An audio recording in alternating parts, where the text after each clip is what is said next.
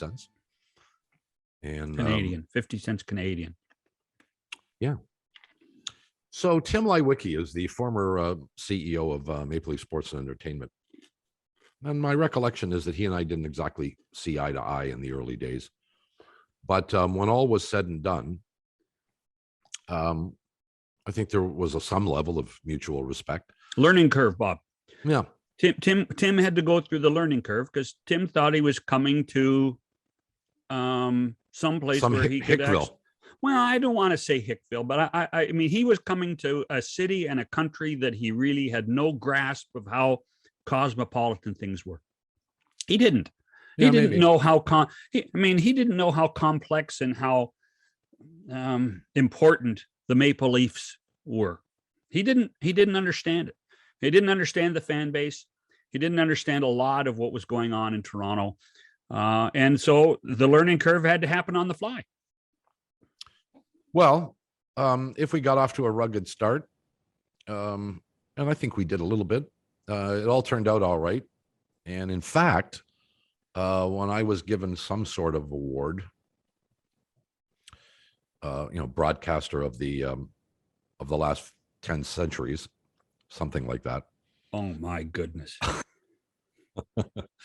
It was LEIWEKE who gave me the award. Now, I don't think that was because he asked to do that. I think it was just because they asked him, if you're coming, will you hand him this trophy? No. But I missed him because he's a smart guy. And he has gone on to do some extraordinary things. And if you haven't paid attention, then you're going to learn something. Because this guy, he gets things done. I think he's one of the top 5 power brokers in sports in the world, Bob. I think you're right. In the world.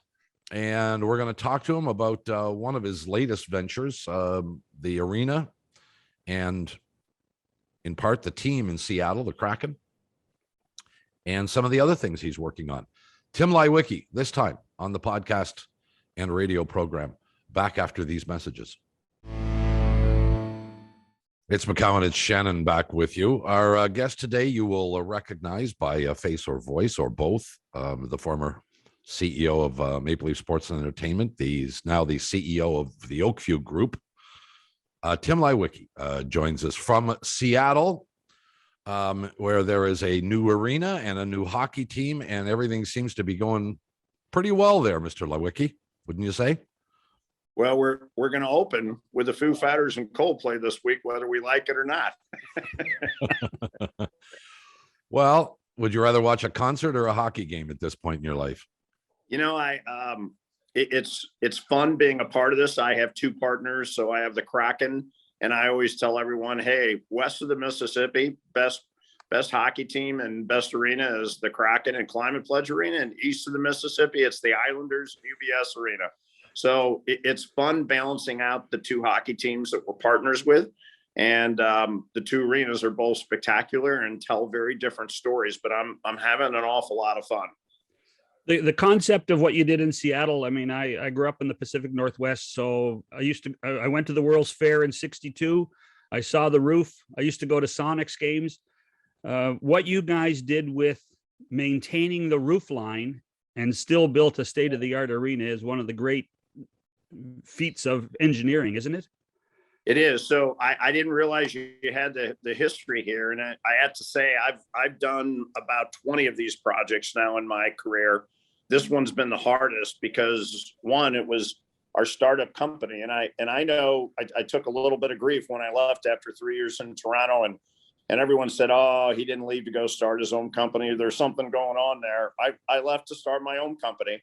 And so when you go do these on your own, first of all, you realize it's your money. And if it doesn't work, you're scrubbing dishes for a living. Nothing against scrubbing dishes for a living, but you kind of look at this and realize, oh my God, this is my career, my reputation, and my money on the line here. If I don't do this well, we're in trouble. And then the first project we start with was the most difficult project I've ever done because we had to lift that roof. It literally hovered in the air for 3 years, the historic roof. It was governed by not just the Federal Historic Commission, but the State Historic Commission and the City Historic Commission. So 3 historic commissions, very flexible human beings, I might add. And then we had to go take the old arena out and take a 350,000 square foot hole and make it 1,000,000 square feet and then build a brand new arena. And then when you're all done with that, you got to go take the roof, drop it back on, and hope that everything attaches properly. And then let's just throw in COVID virus to make life really interesting. Yeah. Hey, let me ask you this. So how did you convince the city to basically give you the arena in order to do this? What was the key thing that you walked into city council and said, hey, listen, we can do this? So interestingly enough, this was a bid that we ultimately made. Sorry, I'm letting people in our office. So this was a bid that we had to win against my old company, AEG. Right. So I had to come along and bid against them. They came along and did a bid that was a little bit different than ours. And so they didn't, it was a little amazing that they didn't live by the rules. And so they chose us over them because we followed the rules and we didn't ask for any money out of the city. So we took 100% of the risk. At the time, it was $650,000. And then at the end of the day, it was about $1,165,000,000 we put in here. So when we started, they were happy that we were going to come along and take the kind of risk we were going to take. Because one, we followed the rules and didn't ask for any money from the city. And we were the best bid. And number two, we told them we're dedicated to getting you an NHL franchise. But when we won the bid, there were no certainties. We didn't know for sure that Gary was going to get us a franchise. And I didn't have my partnership locked down because the partnership was essentially dependent on getting the team. So we won the bid. We were the best bid. We were willing to take the risk, and we would have lived with this commitment if we didn't have hockey. But we were fortunate, David Bonderman, and we put a local group together. The local group's fantastic. It includes Andy Jassy, who's the CEO of Amazon, the Wright family that owns the Space Needle, Jerry Bruckheimer, who's a longtime friend. They all came together. We ultimately, again, at the time, everyone thought we overpaid for the franchise. But now if you kind of look at that $650 million commitment, looks pretty smart. And then the price started going up on the arena because we threw more money at it. One, because we had to make it NHL compliant. Two, we made it NBA compliant. Three, we ended up hiring some brilliant architects in Populous and Rockwell to design all of our spaces. And four, we had a commitment to being carbon neutral. So that was a $50 million additional cost for us to pull all the gas out of the building and go electric. So for the city, huge win for them because we built maybe one of the 2 or 3 best arenas in the world. We got the NHL, and we're very dedicated now to, as soon as we get the building open, praying that everything goes well, then we turn our attention to trying to get the NBA. The NBA should be back in Seattle. It was unfortunate what happened here. I think the NBA and the city both regret that 10 years ago, we couldn't solve the building problem. Now that we've solved the building problem, the 12th largest marketplace in the United States probably deserves their team back. Well, there is some irony in when you say 12 years ago, because you were at AEG then, weren't you? And they were managing the old Key Arena, correct? Yeah. So this was one of my accounts, and actually, I personally was really involved because I like Seattle. My brother was up here at the time as the president of all Paul Allen Sports Holdings. So he had the Trailblazers and he had the Seahawks, and I worked very diligently with him to help him get Pete Carroll. Then I worked very diligently with him and Adrian to bring the Sounders here. And so Seattle was near and dear to my heart, and I really liked it. It's funny. Seattle's Toronto. It's a weird thing, but I feel more at home in Seattle because of the time I spent in Toronto and how much I love living in Toronto. It's a very clean city, very environmentally driven. The people are nice. They treat each other fairly nice. It's a city that cares just as much about the have-nots as the haves. And so there is a conscience here, but it's a very beautiful city to live in. And it does act much more like a Canadian city at times, with not just the politics and the social commitment, but just it's a very clean, livable city. And I find that to be a trait similar to Vancouver and Toronto. And so it's funny to go through this cycle, to be at AEG when we kind of developed this relationship.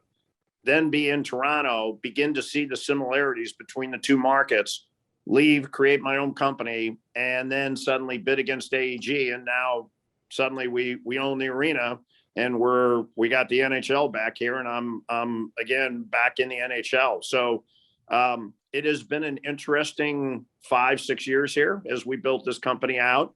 But the thing I'm most proud of is being part of that NHL family, not just here, but also in New York. I am no architect by any stretch of the imagination, Tim, but I'm intrigued. Oh, no. Don't sell yourself short. I've seen some of what you design. Oh, please, Tim. All Don't right, get we're him going to go down that road, are we? Don't get him. Don't get him going. We're going to play that game, are we? Well, no, but I mean, I'm serious. You know, you throw out the notion of well, we had to keep the roof on the old place, so we had to suspend that up in the air. Well, I have visions of all kinds of things, like a giant crane holding this roof for 3 years, suspended over the air. So, just a little detail on how they managed to do this. So actually, you are correct with trying to envision how we did it. So when we first won the bid, the only person who really thought we could do it was a guy named Chris Carver at Populous, who designs a lot of my arenas. We have 7 of these arenas right now, and Chris is helping us design a bunch of them. So I've known Chris most of my career. So Chris ultimately came along and said, we can do this. We can make this work. And the hard part is it's a historic roof. So we can't touch the roof. We could put it up in the air, but we can't touch the roof. And so when we designed it, and then when we had to put it back on, and by the way that we had to operate, we can't put anything on the roof or anything underneath the roof. We're not allowed to do anything that alters the roof. We also couldn't alter 3 of the 4 sides of the building. So we had to take the glass from 1962, preserve it, store it, then unpack it, reinstall it in its exact place. And by the way, we had to add new filters to it to fit code for earthquake. So it was absolutely incredible what we had to do in order to make sure we preserved for the history and the tradition of 1962 in the World's Fair. So it was, from an engineering standpoint, it was the most difficult project I've ever seen by far. The amount of temporary steel we had to use to keep the building up. Then we had to take the giant support beams, and we went down another 35 feet. We had to extend those giant support beams and all of the steel that was associated with keeping the roof up, and figure out a way to make all that work. So the team did an incredible job. It was a huge commitment to ultimately make sure that we were doing everything we had to do to preserve the roof, not touch the roof, not damage the roof, reinstall the glass. But then we had to come along. You're still there. And we had to ultimately figure out, okay, how do we get people in and out of the building? How do we completely redesign the building in a new arena? Get rid of the old steps. They used to have these steps that would go down to the lower level, and they were terrible. So they created a dungeon kind of feel in this building, and it was a terrible feeling for people to come in and out of this building, because you'd see a wall of steps coming out of the arena, and you'd have to walk up them to get to the first level of the campus. Now everything is, you walk in on the upper level of the building, and I have a giant atrium that takes everybody down. And by the way, we have the largest installation of LED boards in the history of the industry that tell a story as you go down the escalators of this building, and you're surrounded by LED walls everywhere. And right now we got forests and rivers running through our lobby. So people are going to look around going, how the hell did they put a river in the lobby? So it's really a remarkable story of thinking outside the box, being extremely entrepreneurial, and doing something extraordinary. So one thing I will say, Tim, about the roof, I just certainly hope you fixed all the leaks. You know, as an old Sonic fan, there were enough floor. I mean, the mops on the floor at Sonic games was kind of getting tiresome after a while. So, well, here's you could always sit here and say, yeah, we fixed all the leaks, but I guess we're going to know when we have the Foo Fighters on stage. I hear it rains here quite a bit, so we're going to find out quickly. All right, but I don't want to dwell on this by any stretch of the imagination. Did you support the roof that you had to keep? Did you support it with steel girders up in the air and then build underneath it? Or did you take the roof and put it kind of off to the side and then put it back on? So again, great question. And this is what kept us up at night. You can't put a crane above the roof. And so because you can't touch the roof. And so what we had to do is build temporary steel on all sides and then detach the old support beams, then rest the roof on the temporary support beams. And once you did that all the way around, then you took out the old support beams for a moment, extended them by 35 feet further in the ground so that they can ultimately have the cement and the steel necessary to support the roof. Once you got all of that done, you had to reattach the old beams. And then once you reattach the old beams, you had to take out all the temporary steel. And in the meantime, we were trying to build a new arena. So one of the hardest parts of this is we couldn't use cranes. So we had to figure out a way to take the old steel, extend it. And then once we reattached the roof to the old steel, taking the temporary steel out turned out to be the hardest problem because we couldn't take it straight out. So we'd had to configure it around all of the raker beams that we were pouring for the seats and time it so that we could turn all of the steel on its side and then ship it out. And then a crane outside of the building would pick it up, put it on the trucks, and we'd haul it away. And by the way, we had to recycle all of our temporary steel because we're carbon neutral. So you have that sustainability commitment we were trying to make. That was one of the great parts of saving the roof. That was very sustainable. But then we had to figure out things like all of the temporary steel had to be melted and reused again in order to fulfill our commitment to be carbon neutral. So it really is an amazing feat of engineering. I bet. So compare doing what you did in Seattle to what you did in Elmont. Well, Elmont was, the good news on Elmont is we had 440 acres of dirt. And so the ability to go kind of design it and make it work, which is ironic. So if you think about the history of sports, hockey and basketball and arenas in New York, Madison Square Garden is built around a station and railroad tracks. Barclays Center is built around a station and railroad tracks. And so this is really the first arena at UBS Arena in the history of any of the arenas in New York where we got to go design it and build it the right way. So we didn't have to worry about Penn Station and we didn't have to worry about the subway lines. We are attached to a Long Island Railroad station that we built. It's actually the first one in 50 years that's been built in New York because it was a private-public partnership, and we figured out a way to get it done. But the uniqueness there is we got to do it in a perfect way. So it's also about 1 million square feet. Beautiful building. We spent about $1 billion on the building. And if you think about it, it's ironic that the Islanders were really one of the only teams in the NHL that did not have a home, didn't have a permanent home. And when they did have a permanent home at Nassau Coliseum, they had a terrible permanent home. So for 30 years, people have been trying to figure out how to fix the Islanders. For 10 years here in Seattle, we've essentially tried to chase our tail on what drove the Sonics out of town, which is you got to build a new arena and get it up to economic standards for the NHL and the NBA. The two had a lot in common. The two were completely polar opposites on how you designed them and how you built them. They're both beautiful. I think this is the new age of arenas. And it's ironic that you have the 32nd franchise of the NHL with the Kraken in one of the most beautiful arenas I've ever seen. And now the Islanders that have went from the outhouse to the penthouse and are moving into an arena and finally have a place to call home. With Tim LEIWEKE, we are all of an age where we can remember when arenas were built as standalone entities. They were all pretty much cookie cutter, 16, 17, 18,000 square attendance, building a box, and you had your team.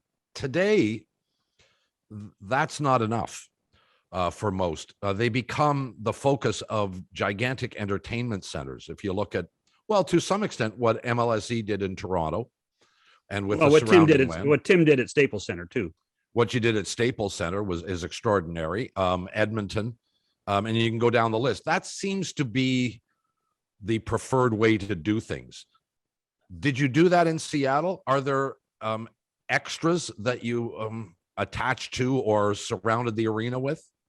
So yeah, a good question, and I agree with you. You know, when I began 40 years ago in the industry, you were living off of tickets and a little bit of sponsorship and a little bit of distribution That's revenue. right. And the world's completely evolved now, where much of your revenue comes from distribution rights. A lot of your revenue now is going to come from streaming rights. A lot of your revenue comes from development rights, and a lot of your revenue comes from premium opportunities in the arena. And if you don't figure out a way to go compete within those revenue streams, then you become the Phoenix Coyotes, and no one wants to be the Phoenix Coyotes. And so, All right. No kidding. So I think the world has evolved in sports where now you have to be in the development business. And I think if you look at Daryl Katz and what he did in Edmonton, he did a good job of going from that old standalone arena that was out in the middle of nowhere to building an arena that was at the core of the development that Daryl built around it. Now he has all the economic upside of that development, similar to what happened at LA Live with Staples Center for the Kings and the Lakers. That is an important model when you live in a league like the National Hockey League or the National Basketball Association, where you have to compete with all of your brethren on the kind of revenue you can generate in order to go spend on your team. The other thing that's important, I think, in the NHL is we're all in the recruiting business. And so when you have a hard cap, you think an awful lot about, I want to have the best locker rooms. I want to have the best training center. I want to have the best arena to play in. It doesn't hurt that in Seattle, it's a non-tax income state. And so that's a fairly good recruiting tool. So my brother and David Bonderman spent almost $100 million on a new training center, 3 sheets of ice, and it's spectacular. And it's one of the nicest, if not the nicest I've ever seen. Obviously spending $1.1 billion on an arena was important, but we do have rights. So what's interesting here, there's a 74-acre campus called the Seattle Center that was created for the World's Fair. And we're right smack in the heart of downtown Seattle. So we're in this beautiful public park. And what we've done with the city is control the revenue streams in the 74 acres. So the signage, sponsorship, naming rights, parking revenue, the sales tax that's generated on the campus, all of that is a split between us and the city. So we come along now and we have the ability to grow the revenue stream from the 74-acre campus and the revenue we generate from parking and sponsorship. But we also are building a brand new sports bar, restaurant, and event center, a 3-story building, very similar to, by the way, what I learned at Maple Leaf Sports and Entertainment with a real sports complex across the street from Scotiabank Arena. That's going to happen here as well. So we are in the development business. We are in the discretionary revenue business with the rest of the 74 acres around us, similar to what we're doing as well at UBS Arena with the Islanders, where Scott Malkin, the owner of the Islanders, is building out 365,000 square feet of retail. And we do have all the parking. So imagine owning 5,500 parking spaces that you control. So it's a new world. You got to think outside the box to be competitive. If you want to have greatness on a hockey team and have predictability, you got to think about how you're going to be able to compete. You're going to have to think about how you generate revenue. And most of all, especially in the NHL, you have to build a place and facilities where everybody wants to be there. And I think we've done that with the Islanders and UBS and Lou Lamoriello. And I'm absolutely convinced that Seattle, with Ron Francis and Todd, my brother, this is a place that players are going to want to come to. The city's beautiful. The facilities are second to none, and the arena is extraordinary. It's going to be one of the loudest buildings in the NHL. Was that your selling point to the guys in Arizona too, Tim? Because you're involved with them, aren't you? So we're not yet. The funny thing about this company, I have 7 arenas under construction, but there's going to be a point in time, just like we're now looking at with Climate Pledge Arena and UBS Arena here in the next 30 days. I open these buildings up, and then I got to take all of my team. And when we finish our new acquisition, we're going to have about 4,000, 4,500 employees. I always like to tell people the little birds in the nest are chirping, and I got to keep on feeding them. So I got to go find new projects. And so we work hand in hand with Gary about thinking about current franchises that need new homes, or maybe new cities that want either existing franchises or an expansion franchise. Same in the NBA, where I think there's some opportunity there. We're doing international arenas as well. But now I think you'll see us do things like Hamilton, where we just came along and announced we're going to take that old arena, gut it, and put what could be as much as 150 million in renovation into that building and rebuild it. So we got to find new projects. And I would bet I'm not sure we ever find anything as dynamic as the 32nd franchise in the National Hockey League with Seattle, or a brand new home for the New York Islanders. But my guess is we're going to find a few existing franchises that need new arenas and partner with them.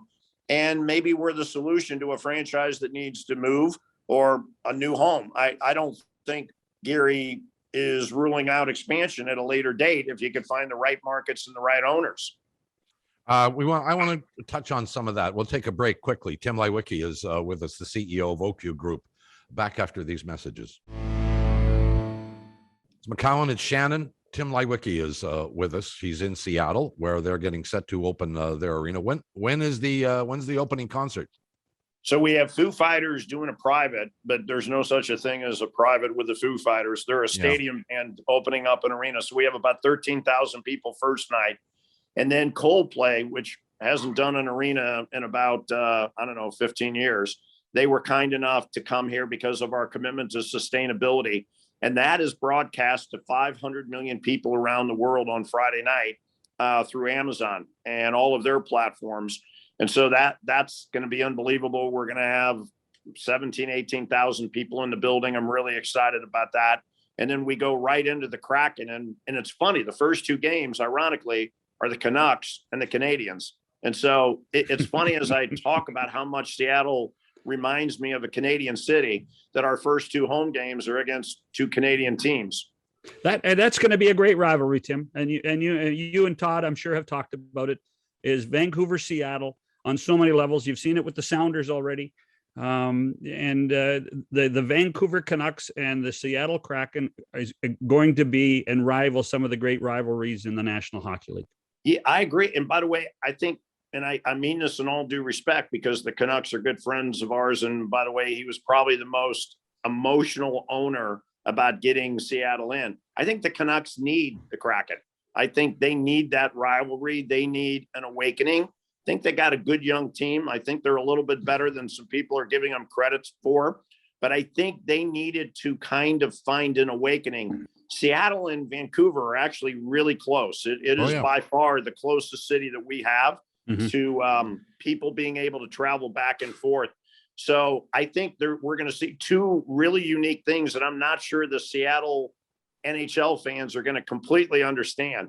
The rivalry with Vancouver is going to be intense, very intense, and good for both organizations. And then that Tuesday night game against the Canadians, they're going to see a lot of red in their building, and they're going to look around and going, where the hell did this come from? Wait till the border opens. Yeah, exactly. Well, I want to talk about there's a few things I want to discuss, but one of them is the Hamilton situation that you talked about. So $150 million, and it's work on the arena, but it's that surrounding area as well, I'm made to understand.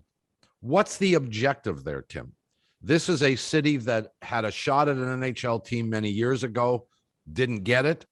There are issues about how much control the Toronto Maple Leafs have over the geographic area.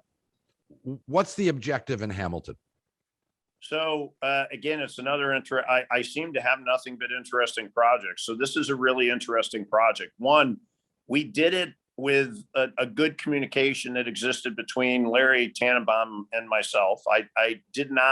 This is not meant to compete with Maple Leaf Sports and Entertainment. We do not envision getting an NHL team. That's not the intent of this. It is, after I spent 3 years at MLSE, I now understand the dynamics and the politics of the NHL in Canada, good, bad, or indifferent. I get it. And so we're not picking a fight with Larry, and I'm doing it with his full knowledge. And we make sure we maintain a good relationship. I probably have a better relationship with Larry now than maybe we should have had when we were together. But if you think about the 3-year run and what came from that 3-year run, Larry and I actually had a we did a lot of really good things that came out of those 3 years. So I have great respect, and I don't want to damage that relationship. So we started there. We made sure everyone understood there's a lot of other events and a lot of other opportunities that Hamilton could exceed and excel at. And so there's other leagues, there's other hockey teams, there's other hockey events, there's the Canadian hockey opportunities for tournaments and qualification games and other things that I think could use a new home. Clearly, there's an opportunity to grow with some preseason games for both the Leafs and the Raptors in that part of the world. And I think all of that will be in the mix. The reality is Scotiabank is a very, very busy building, and it's hard to get dates in the building with NHL and NBA and all the other events. So our ability to have a relief valve for that metropolitan area for what we're doing on music is huge. And we're very close and tied into Live Nation. So we'll do a lot of concerts in the new building or the renovated building. We'll do a lot of amateur hockey events. We'll look for a lot of tournaments. We'll look on international events we could bid on. So I actually think it's going to be a great building. And as you mentioned, Bob, they're redoing the entire district. So they're going to spend close to $1 billion on new retail, new commercial, new hotels, residential. So there's an entire revisioning of a rejuvenation of the downtown Hamilton core. And our part of it is going to be the arena. That's what we're going to focus on.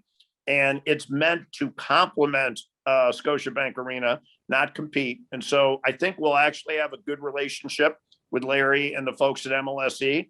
And it is not meant, nor do I have any grand ambitions at any point that we're trying to go steal an NHL team and move them to Hamilton. Understood. We have been made aware that Canada Basketball is looking for some opportunities. Have you had any conversations with them? Because Hamilton has been mentioned as a potential kind of focal site for Canada Basketball and the quote unquote national team. Yeah, we have talked to them, the old regime and now the new regime. And by the way, I'm close with all of them. Ironically, Glenn Grunwald, who ran Canada Basketball, used to work for me at the Denver Nuggets. And now the current new management team there is a group of people that I had the good fortune of working with at Maple Leaf Sports and Entertainment. So we have a good relationship with them. We know them well. I definitely want to look. Masai and the Raptors have done an amazing job of lifting Canada up as it relates to basketball and kids playing the game and the ability to take that national team and reach new heights. I'd love to play a role there. If we can have an opportunity to build a permanent training center for them, it would be something we'd be interested in. There's a lot of people that are involved in that and a lot of people that have more impact on that decision, but that clearly would be something we'd want to play a role in. We definitely want to host games for them. I think that's the brilliance of the Hamilton vision is there's a lot of growth that's going to still come in hockey and basketball. There's a lot of amateur opportunities. There's a lot of international opportunities. And so if we could play a role of being the central facility for those kinds of events and that kind of development, that's something that we're going to take risk on. And I think that's probably, Bob, what it requires is an entrepreneurial spirit to go in there, forge a relationship with both Canada Basketball and Canada Hockey, and now say, what can we do to help you continue to develop and grow the game in the country? But what can we also do where internationally we can now bid on events and bring them here? Because as we've seen with hockey, those international events and tournaments are a huge opportunity to further inspire kids to want to play the game of hockey. And I think we could do that for basketball as well. Hey, Tim, how your time with MLSE, how has it changed your business approach and view of Canada? I mean, it's an awful thing to say, but there's lots of Americans that look at Canada and roll their eyes. You came to Canada, you changed things here. Has that changed your thought process of what Canada and the opportunities in Canada can bring? Yeah, I don't talk about parades as much as I used to, and I don't take pictures down from hallways. But I think from a business standpoint, I love my time in Toronto. I loved working with the whole team at the Maple Leafs. I probably even relished more working with Masai and Bobby and the team at the Raptors. That was a lot of fun. Loved TFC and what I always thought that if we could win first at TFC, it would change the culture of the organization and we'd get rid of the burden that really hung around MLSE's neck, which was we weren't committed to winning championships. We were just committed to making money. And so I think for Bell, Rogers, and Larry, I think they've done a really good job of now being in a place where people understand they do really want to win trophies and they do really care about rings. And that was a huge cultural change from an EBITDA driven culture to a let's win rings culture. And by the way, the EBITDA will be there if we win rings. So that time there, one, changed my vision of Canada and the fact it's a much, I hate saying this because I'm going to now tick a bunch of people off in the US. I just think Toronto was a much better place to live. People were kinder, we weren't shooting at each other. We didn't have some of the issues we now have that are dividing our country in the United States. I don't want to get into politics, but I just felt that it was a kinder, gentler culture. And that really changed my perception about Canadians and the way they treated each other. But I think in sports, what I was fascinated by is I remember the first Raptors game I went when I officially had joined the organization. It was the last game of that regular season. And I looked around, and on one hand, it would have been easy to get depressed because it was, half full. It was not an emotional crowd. They had clearly given up on the organization a little bit. But on the other hand, it was such a diverse young crowd. And I'm like, God, this is amazing. All of these young kids that are here to watch this game. And I began to understand the passion for basketball in Toronto and what a massive international marketplace Toronto was. I mean, look at both TFC and soccer and Raptors and basketball. Those crowds are some of the most diverse crowds in Major League Soccer and the NBA. So I still to this day love Toronto. It inspires me an awful lot on my thinking in Seattle because it's a very similar marketplace. It's the reason I chased Hamilton. I want to plant a flag. We're about to open an office in Toronto. It's a place I want to be a part of. And so it taught me a few things on how to run organizations and what to say and what not to say. It teaches you a lot about the media because you're under much more media scrutiny there when you're involved with the Leafs. But it also allowed me a little bit of understanding on the culture and the brilliance of living in Canada and Canadians. And it's still a pretty special place in my heart. And I'm pretty excited about getting to invest and have projects now that I could be a part of in Toronto and in Hamilton. Any coincidence that Dave Hopkinson, MLSE guy, worked for you? Jeff DeLine, MLSE guy, worked for you? Tom Pastore, MLSE guy, worked for you? One's at the Islanders, one's at the Mets, and one's at MSG. Yeah.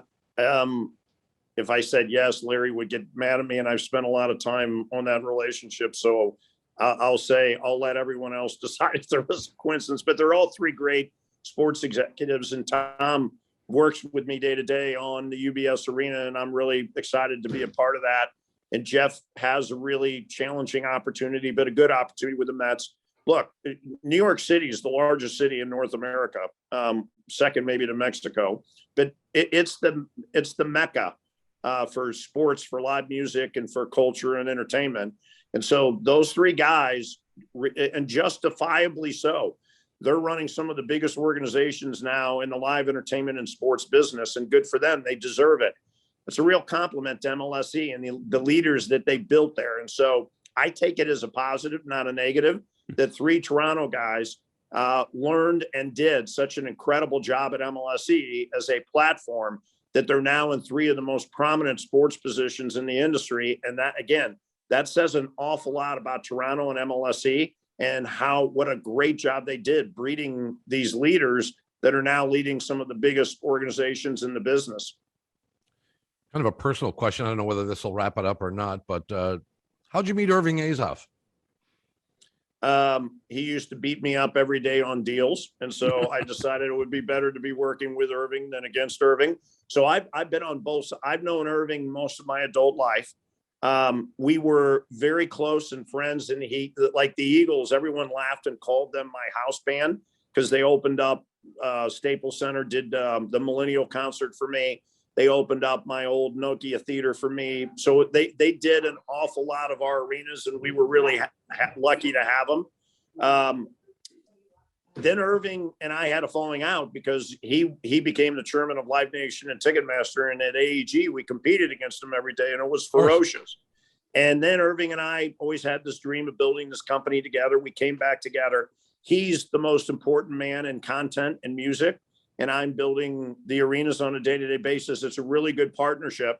And ironically, on November 5th and 6th in Seattle, I have 2 nights of the Eagles. And so we're really looking forward to that and opening that building with those guys because they still are close to us, and Irving still manages them. Irving's an amazing, amazing icon in the music business. And it's fun building this company together. And we've grown from 4 people to 4,500 people. And it's amazing in just a period of 6 years where we've come from. But I'm enjoying the journey with him.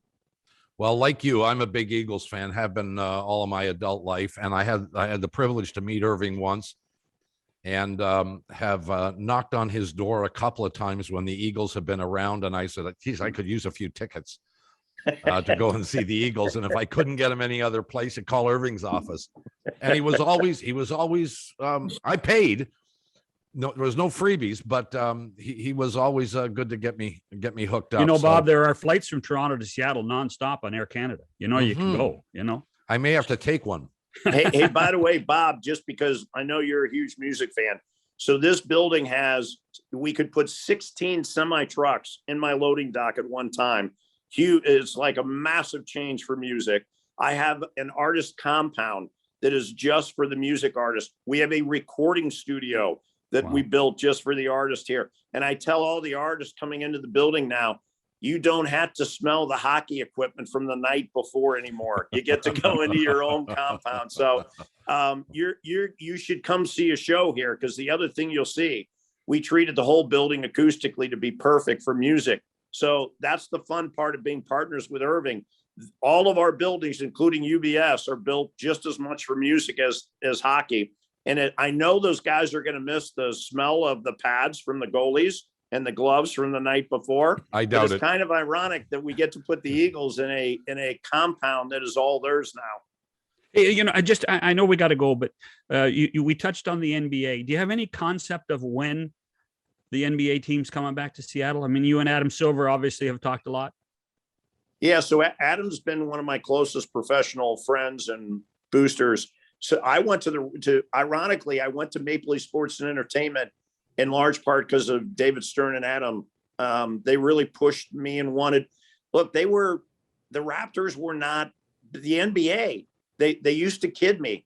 The NBA TV deal in Canada was smaller than some third world nations on islands. It was absolutely amazing. And so they wanted a resurgence there. And they knew that I'd double down on the Raptors because I came from the NBA family. I don't have a better friend than Adam, but I also learned not to get ahead of him. And so it's his world and I'm just living in it. But new arena, check. Revenue streams that'll put them in top third of the NBA, check. A franchise organization and leadership committee here that ultimately will be second to none for the NBA, check. A training center location. Yes, we built the training center for the hockey team, so we could also handle an NBA training center on top. Check. An ownership group prepared to write a check. Check. A marketplace that will sell out every game and every ticket for the NBA. Check. So he knows we're here. He knows we solved the problem, but he's the boss. And at the right time, he'll let us know what and where he wants to go with NBA in Seattle. But I think this town and this Sonics fan base here, they had 10 years ago. And ironically, it's hard for some of them to watch hockey come and have 100,000 season ticket holders for the Kraken. It's shocking and it's amazing. That said, I've told all of them, there's a time and a place, and you got to follow the leader, the commissioner and the owners, and we're going to follow their lead. Tim, we're happy, but not surprised at your continued success since you left us here in Toronto. We congratulate you. We thank you very much for taking a few minutes to chat with us. It's good to see you, and hopefully we'll have the opportunity to do this somewhere down the road. Maybe once the Hamilton project gets underway, or you got something going on in Italy too, I understand. So Yeah, we'll find a time and a place, I hope. Thanks, I'd rather Tim, go for to your Italy time. than Hamilton. So yeah, let's start with getting Bob to the Eagles in Seattle. That'll be enough of an effort. But I do miss you guys. You were always very fair and kind to me. But what I love most, and this interview was again fascinating for me, because I love the fact you guys get into the engineering of arenas, or the business and the culture of how you now get these things built. Always a pleasure. Very much do miss Toronto and Canada, but I've gotten as close as I can to Seattle. As everyone knows, I think Seattle's further north than Toronto is. So we're anxious to be a part of your world, and I miss you and everybody in the marketplace, and hope to see everyone soon. And as always, grateful for the opportunity, you guys. Thank you very much. Thanks, Tim. Good to see you. Cheers. Continued success. Tim LEIWEKE. We'll come back after these messages. So our thanks to Tim LEIWEKE for joining us. That was a fascinating conversation. I actually think now, Bob, I think he likes you. I think he might. Yeah, I will tell you why I threw the Eagles thing in there. You know, there's a bond there with you and Tim and Irving. Yes, I know. Mm-hmm. I will tell you though. I sent Tim one text. Please come on the show. Boom. And he responded immediately. That's great. Within 30 seconds. Wow. And it was you know what? Anything for you guys. Happy to come on. That's fantastic. Yeah, and he hasn't forgotten. I think that's a reflection of that learning curve that we talked about. I think it's a reflection of he understands what goes on in this country and how important things are now. A bunch of things to discuss. I don't know how many we'll get to here, but the other night, the Toronto Maple Leafs played a game with a goaltender who I don't think had played a game in a year and a half, is a goaltender for the University of Toronto. Well, he sat on the bench. He sat on the bench. Well, whatever. Yeah. Amateur tryout. How is it? This is the National Bleepin' Hockey League. This kind of stuff should not happen. Should not happen. Cap issues. Well, then cap issues, Bob. This should not, but the cap cannot rule the product that you put on the ice or even on the bench. It's the great equalizer, Bob. It's not an equalizer. The option should be, then you must sit one of your regulars out or send them to the minors or whatever and bring up a professional. You should not be allowed to put amateurs even on the bench just to circumvent the cap rules, period. It is unprofessional. It is demeaning to the league. Can you imagine that kind of thing happening in the National Football League? I don't know. I think I've seen a couple of the kickers in the last couple of weeks. Some of the kickers should. Well, they look like they're amateurs, but yeah. No, listen. It's one of those ancillary issues that comes with a hard cap and with a team that is so tight. But to the it cap. Shouldn't. Then change the rules and regulations. Well, you can't change the rules now. You got 6 more years of this. Well, sure you can. You're the National Hockey League. This was a potential embarrassment. This kind of stuff should not happen. You have goaltenders in your minor league system that are, well, at least one in Hutchinson. That's right. Who is, a proven veteran NHL goalie. Yeah, that's right. That's right. Yeah. But you can't call him up because you're going to go over the cap. That's correct. Yeah. Well, but the answer should be, if you want to have a second goaltender, and I think by law you have to, don't you? By rule, you have to have a second goaltender on the bench. That's a good question. You didn't used to. I don't know if you do or not. But years ago you didn't. There was only one goaltender. Yes, I remember, Bob. Yeah. Yes. Lefty Reed used to come out of the seats. That's right. Lefty Wilson. Lefty really ran the Hall of Fame. I think they were both lefties. I guess they had an option of not to dress a forward or a defenseman in order. Of course they did. But you know what? This is what Gary designed in order to keep all the teams in check. It's designed to keep all the teams in check so that people aren't overspending and people have to manage their money. You know, I got thinking about this the other day. This is like how you run your fantasy league. You know, you got no more money to spend on your fantasy league, you're screwed. Well, you know what? Kyle had no more money to spend on his team. He had an option. He chose not to take it, to not dress somebody. Yes, that's right. That's right. And you shouldn't be allowed to do that. Pure and simple. The integrity of the product that you put on the ice or dress or whatever is compromised by what they did on Saturday night. Now, I'm not necessarily blaming Kyle because those are the rules. It's the rules that are stupid. So change the rules. So not happening. This kind of thing can't happen again. Rules aren't being changed. Teams have to. I don't care what you say, and I don't care what the NHL says. I'm telling you, this was an embarrassment to them, and by consequence to you too, Mr. Hockey Puck, who defends everything NHL. I don't defend this was everything. an embarrassment. I don't defend everything NHL. This is one of those things where, listen, Kyle and every other team that's tight to the cap, you better Let me have ask you a some question. money. What would have happened if Kyle Dubas had decided to put a 6-year-old Mite goaltender on the bench? Well, can't happen. Why? Age. Why? You have to be 18 years old. All right. So what if he taken an 18-year-old out of junior? That would have been okay. Sure. What about a junior C 18-year-old? Well, like, how far do you want to go? Because I mean, with no disrespect to the kid who was, he's 24, was sitting on the bench. And listen, he's got a pretty good resume as a goaltender.